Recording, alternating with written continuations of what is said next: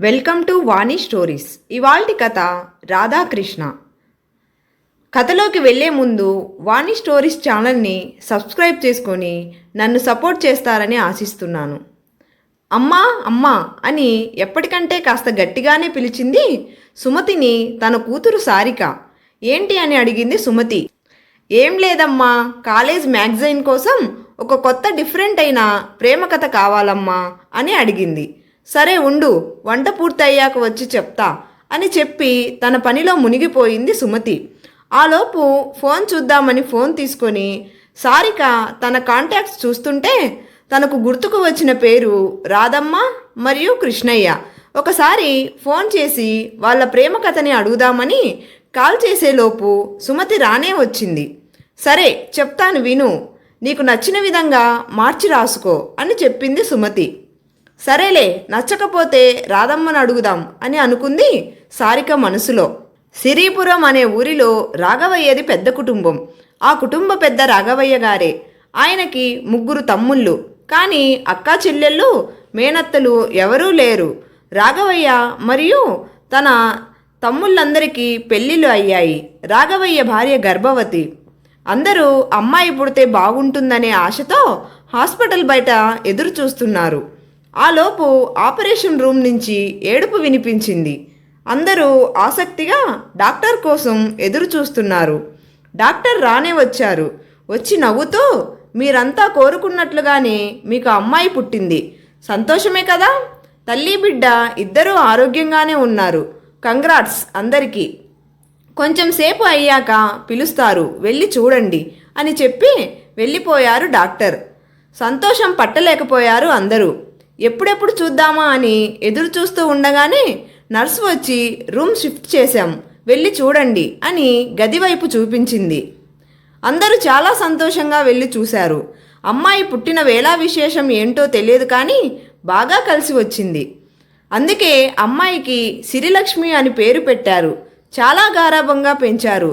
ఇంట్లో అందరూ ఆ తర్వాత అందరికీ పిల్లలు పుట్టారు, కానీ అమ్మాయిలు ఎవరికీ కలగలేదు. ఇంట్లో ఎవరికి ఏం కావాలి అన్నా సిరితో రాఘవయ్యను అడిగించేవారు. ఇంట్లో పెద్ద, అందులోనూ కలుగక అమ్మాయి కలిగేసరికి ఏం కావాలన్నా కాదు అనకుండా ఇచ్చేవారు. పేరుకు తగ్గట్లుగానే రూపవతి, గుణవతి, చాలా సహాయం చేసే అమ్మాయి. ఆ కాలం వాళ్ళైనా అమ్మాయిని బాగా చదివించాలని అనుకొని ఊర్లో ఎవరు ఎన్ని అన్నా పట్టించుకోకుండా బాగా చదివించారు. అదేవిధంగా సిరి కూడా బాగా చదువుకునేది. అమ్మాయిలు బాగా చదువుకోవాలి అని సిరిలక్ష్మి కూడా ఊర్లో చిన్న వయసులో ఉన్న అమ్మాయిలకి చదువు చెప్పేది. ఇంట్లో వాళ్ళ గౌరవానికి భంగం రానివ్వకుండా చాలా మర్యాదగా నడుచుకునేది. సారిక మధ్యలో ఆపి, ఏంటమ్మా ప్రేమ కథ చెప్పమంటే ఏదో చెప్తున్నావు అని వాదించింది. వినవే ముందు అని చెప్పింది సుమతి. సరే చెప్పు అని చెప్పగానే సుమతి ఇలా కొనసాగించింది. సిరి తన పై చదువుల కోసం పట్నానికి పంపించాలని రాఘవయ్య నిర్ణయించుకున్నారు. ఆయన మాటకు ఎదురు చెప్పే సాహసం ఇంట్లో ఎవరూ చేయలేరు. చేయగలిగింది ఒక్కరు మాత్రమే. అది ఎవరంటే సిరిలక్ష్మి. తనకు కూడా ఇంట్లో వాళ్ళని విడిచి వెళ్ళడం అస్సలు ఇష్టం లేదు. అందుకే రాఘవయ్యతో చెప్పాలి అని నిర్ణయించుకొని చెప్పేసింది. రాఘవయ్య ఆమెను బుజ్జగించి ఎలాగోలా ఒప్పించేశాడు. ఇంట్లో ఎవరికీ ఇష్టం లేకపోయినా వాళ్ళ నాన్న అందరి ముందర తల ఎత్తుకొని ఉండాలనే ఉద్దేశంతో ఒప్పుకుంది సిరి.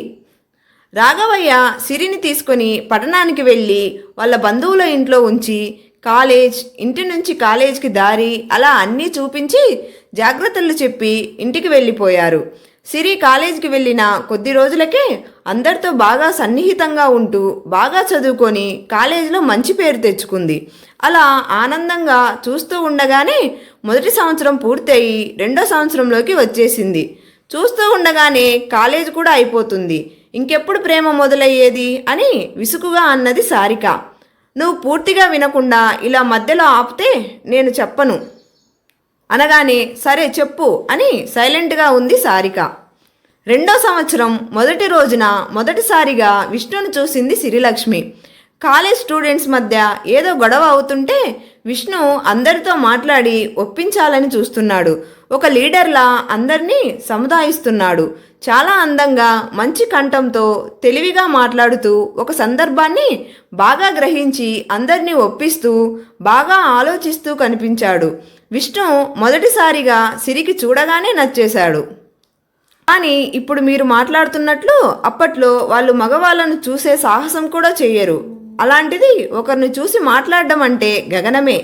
సిరి విష్ణుని చూసి ఆదరించడమే కానీ మాట్లాడే సాహసం చేయలేకపోయింది. ఆ అబ్బాయి సిరికి సీనియర్ అనే విషయం తెలుసుకోవడానికే సగం సంవత్సరం అయిపోయింది సిరిలక్ష్మికి. ఇంకో 6 నెలల్లో విష్ణు కాలేజ్ అయిపోయి వెళ్ళిపోతాడు కూడా. కొంచెం కొంచెం ధైర్యం తెచ్చుకొని మెల్లగా మాట్లాడడానికి చాలాసార్లు ప్రయత్నించింది. కానీ మాట మాత్రం పెదవులు దాటి బయటికి రాలేదు. పిలవలేకపోయేది కూడా. చూస్తూ చూస్తూ సంవత్సరం కూడా అయిపోయింది. విష్ణు తన సర్టిఫికేట్ తీసుకొని వెళ్ళిపోవడానికి కాలేజీకి వచ్చాడు. తీసుకొని వెళ్తూ ఉండగా తను ఎక్కడ దూరమైపోతాడు అనే భయంతో విష్ణు అని పిలిచింది. విష్ణు తల పైకి ఎత్తి ఆశ్చర్యంగా చూశాడు.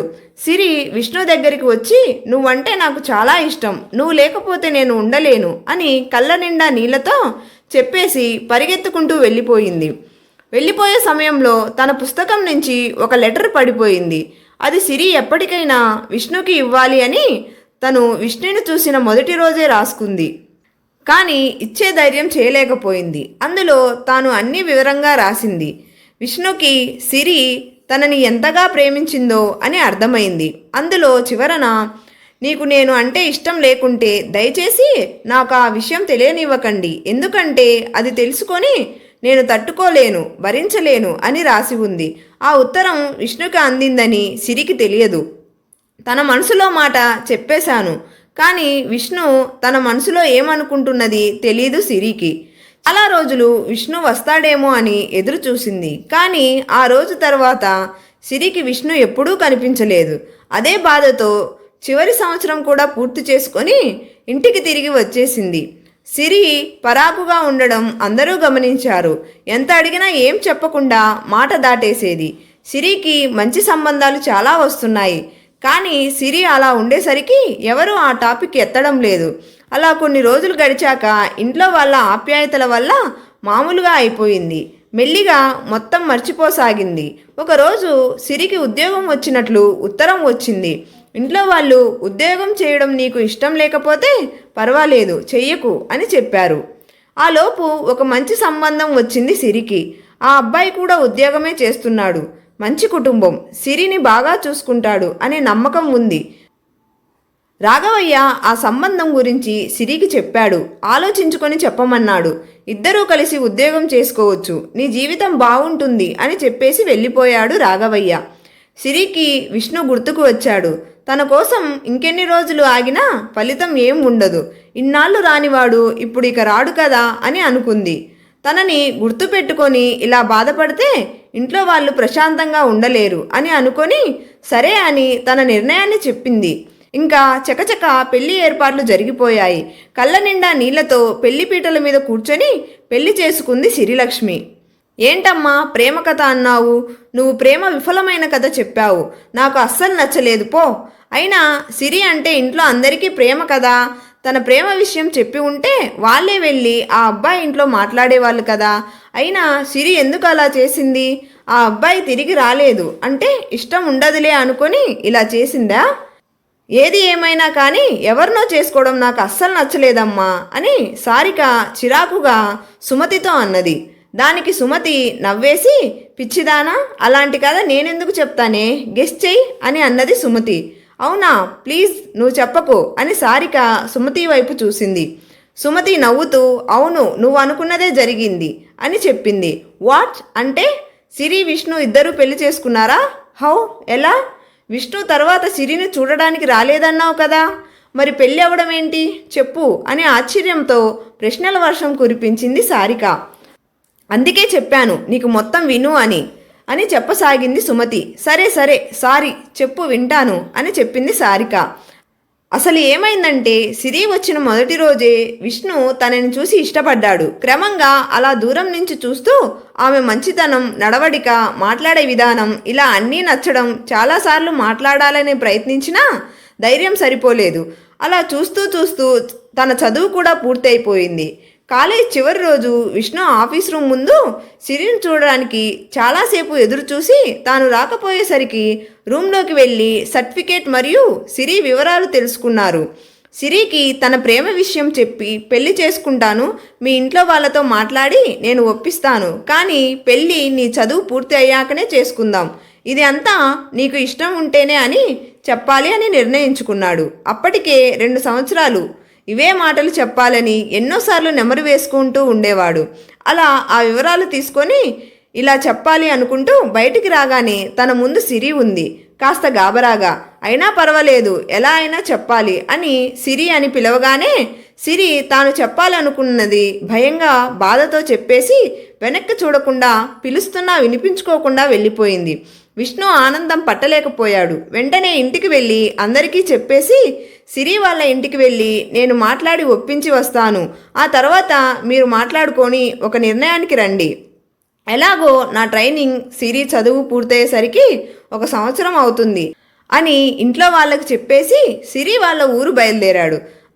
అక్కడ రాఘవయ్య ఇంటికి వెళ్ళి అంతా వివరంగా చెప్పాడు. సిరి కూడా తనని ఎంతగా ఇష్టపడుతుందో చెప్పాడు. రాఘవయ్య కుటుంబానికి నమ్మాలి అనిపించలేదు, కానీ విష్ణు కళ్ళల్లో నిజాయితీ, సిరి మీద తనకి ఉన్న వలమాలిన ప్రేమ కనిపించింది. సిరి విష్ణుకి రాసిన ఉత్తరాన్ని తీసి రాఘవయ్యకు ఇచ్చాడు. ఇది చూస్తే మీకు కాస్త ధైర్యంగా ఉంటుంది, చూడండి అని ఇచ్చాడు. ఆ ఉత్తరాన్ని ఇంట్లో అందరూ చూసి అందరి కళ్ళల్లో నీళ్లు తిరిగాయి. సిరి విష్ణుని ఇంతలా ప్రేమించింది అని ఇంట్లో వాళ్ళకి అర్థమైంది. కూతురు కోసం అని అబ్బాయి కూడా చూడ్డానికి లక్షణంగా ఉన్నాడు అని ఇంట్లో వాళ్ళు ఒప్పుకున్నారు. విష్ణు వివరాలు తెలుసుకున్నారు. రాఘవయ్య మరియు ఇంటి సభ్యులు అందరూ మీ ఇద్దరికి ఒకరంటే ఒకరికి ప్రాణం అని తెలుస్తుంది, అందుకే మీ ఇద్దరికి వెంటనే పెళ్లి చేస్తాం, మీ పెద్దవాళ్లతో కూడా ఒక మాట అనుకొని అని చెప్పగానే విష్ణు 1 సంవత్సరం తర్వాత సిరి చదువు కూడా పూర్తి అవుతుంది, అలాగే నేను కూడా ఈలోపు పోలీస్ ట్రైనింగ్కి వెళ్ళి ఉద్యోగంలో చేరిపోతాను, ఎల్లుండే నేను బయలుదేరుతున్నాను అని చెప్పాడు. సరే అయితే మేమందరం ఓసారి మీ ఇంటికి వచ్చి మీ వాళ్ళతో మాట్లాడతాం అని చెప్పారు. అలా మాట్లాడుతూ కొంచెం సేపు ఉండి విష్ణు వెళ్ళిపోయాడు. కొన్ని రోజుల తర్వాత రాఘవయ్య తన కుటుంబం కలిసి విష్ణు ఇంటికి వెళ్ళారు. అలా ఇద్దరి ఇళ్ల మధ్య రాకపోకలు బాగానే సాగాయి. ఇంట్లో వాళ్ళందరూ సిరి చెప్పేదాకా విష్ణు వచ్చి మాట్లాడాడు అని చెప్పకూడదని నిర్ణయించుకున్నారు. విష్ణు ఏమో తన ట్రైనింగ్కి వెళ్ళాలి, సిరిని కలిసే అవకాశం లేదు నాకు, ఈ విషయం మీరే చెప్పండి తనకి అని చెప్పి వెళ్ళిపోయాడు. కానీ ఇంట్లో వాళ్ళు ఈ నిర్ణయం తీసుకునేసరికి విష్ణు కుటుంబీకులను రాఘవయ్య తమ్ముడు స్నేహితులుగా సిరికి పరిచయం చేసి అలా వాళ్ళతో బాగా కలిసిపోయేలా చేశారు. చూస్తూ ఉండగానే సంవత్సరం అయిపోయి విష్ణు ట్రైనింగ్ పూర్తి చేసుకుని ఉద్యోగంలో చేరిపోయాడు కూడా. ఇంకా ఆలస్యం చేయడం ఇష్టం లేక రాఘవయ్యకు ఉత్తరం రాశాడు. ఉద్యోగంలో చేరిపోయాను, సిరి మరియు ఇంట్లో వాళ్ళు అందరూ ఎలా ఉన్నారు, సిరికి కూడా నాకు తెలిసిన వాళ్ళ దగ్గర ఒక ఉద్యోగం అడిగాను, ఒక 2-3 రోజుల్లో ఆ ఉత్తరం కూడా మీకు వస్తుంది, తనకి ఇష్టం ఉంటే చేరమనండి, ముందుగానే పెళ్లి వివరాలు చెప్తే నేను ఇక్కడ సెలవులు అడగడానికి వీలవుతుంది అని రాశాడు. ఆ తర్వాతే సిరిని ఇంట్లో వాళ్ళు పెళ్లి కోసం అడగడం, తెలిసిన వాళ్ళు అంటే బాబాయ్ స్నేహితులు అయ్యేసరికి ఇంట్లో అందరికీ ఇష్టం ఉండి వాళ్ళని బాధ పెట్టడం తనకి ఇష్టం లేక కొన్ని రోజులు ఆలోచించి ఒప్పేసుకుంది. చకచక పెళ్లి పనులు మొదలయ్యాయి. పెళ్లి రోజు కూడా రానే వచ్చింది. అందరూ పెళ్లి కొడుకును చూడమని చెప్పేసరికి ఇష్టం లేకున్నా ముభావంగానే చూసింది. చూడగానే సిరిలక్ష్మికి ఎన్నో రోజుల నుండి ఎక్కడో గుండె లోతుల్లో అణుచుకున్న బాధ తన్నుకొని కన్నీళ్ల రూపంలో బయటికి వచ్చేసింది. నీకు సంతోషమే కదా అని అడుగుతూ జరిగిందంతా చెప్పుకొచ్చారు సిరిలక్ష్మి పిన్నులందరూ. మేమందరం నిన్ను చూసి అప్పుడప్పుడు నవ్వుకున్నా, కానీ మీ నాన్నగారు మాత్రం నీకు విషయం చెప్పాలని చాలాసార్లు అనుకున్నారు, కానీ మేమందరం ఒకే మాట మీద ఉండేసరికి చెప్పలేకపోయారు, చాలాసార్లు బాధపడ్డారు కూడా అనగానే సిరిలక్ష్మి రాఘవయ్యని హత్తుకొని ఏడ్చింది. అది చూసి అందరి కళ్ళల్లో నీళ్లు తిరిగాయి. అదే ఆనందంతో కళ్ళ నిండా ఆనంద బాష్పాలతో పెళ్లిపీటల మీద కూర్చుంది సిరిలక్ష్మి. ఆ తర్వాత పెళ్లి చేసుకుని సంతోషంగా ఉన్నారు వాళ్ళిద్దరూ అని చాలా ఆనందంతో చీర కొంగుతో కళ్ళు తుడుచుకుంటూ చెప్పింది సుమతి సారికతో. నీకు నచ్చిన విధంగా కథని మార్చుకో అని చెప్పింది. అంతా బాగుంది కానీ అమ్మా ఇది ఎవరి కథ? బాగా తెలిసినట్లుగా చెప్పావు మొత్తం. ఈ పేర్లు కూడా నేను ఎప్పుడూ వినలేదు. నీ స్నేహితులలో ఎవరిదైనానా అని అడిగింది సారిక. అది కథ కాదు, నిజంగా జరిగినది. ఎవరిదో కాదు, మా అమ్మది. అంటే నీకు అమ్మమ్మ. అదే మేము ఎప్పుడు రాధమ్మ కృష్ణయ్య అని పిలుస్తాం కదా, అందుకే వాళ్ళ ఒరిజినల్ పేర్లు మీకు తెలీదు. వాళ్ళ జీవితంలో జరిగినదే ఇదంతా. నాది మీ నాన్నది ఇంత గొప్పగా ఉండదు అనిపించింది, అందుకే మా అమ్మది చెప్పా నీకు అని చెప్పింది సుమతి. ఓ అవునా, నేను ఇంకా నువ్వు పేర్లు మార్చి మీ కథ చెప్తున్నావు అనుకున్నాను నేను. యాక్చువల్గా నేనే అమ్మమ్మకి కాల్ చేసి వాళ్ళ ప్రేమ కథ అడుగుదాం అనుకున్నా, కానీ నువ్వే చెప్పావు. ఐ లవ్ యూ అమ్మా అని చెప్పి ల్యాప్టాప్ తీసుకుంది సారిక కథ రాయడానికి. అవునులే, వాళ్ళది అంత గొప్ప ప్రేమ కథ కాబట్టి ఇప్పటికీ దేశ విదేశాలు తిరుగుతూ బాగా ఎంజాయ్ చేస్తూ ఉంటారు. ఎన్ని గొడవలు పడినా అందులో ప్రేమనే కనిపిస్తూ ఉంటుంది అని సారిక తన మనసులో అనుకొని నవ్వుకుంది. కథ నచ్చినట్లయితే తప్పకుండా ఛానల్ని లైక్ చేసి సబ్స్క్రైబ్ చేయండి. ధన్యవాదాలు.